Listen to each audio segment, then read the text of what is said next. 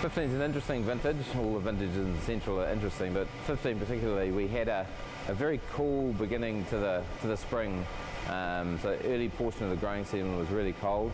And then we actually had a fantastic early midsummer with really dry, really hot conditions, unusually so over sort of Christmas, New Year. And that continued right through to the end of January, early February, when things cooled down a little bit, but also a little bit of rain came through.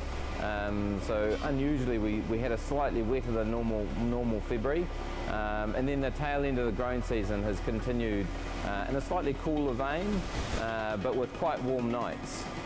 From a fruit component point of view, that's meant we've ended up with slightly lower acids than normal, and in a framework of sort of regular fruit flavours. So some nice dark, vibrant black fruits of the forest, a little bit of sort of savoury elements in there.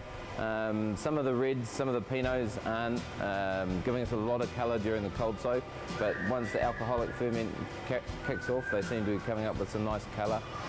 Ferments are looking really good, and we've invested a little bit in the winery to try and increase the quality of what we're doing in the cellar. And some of that's the gear you can see behind me, so that we can get more whole berries coming through in the fermenters, trying to just wrap up the tannins a little bit more and give us a little more fruit focus and subdue the sort of structural elements a little bit.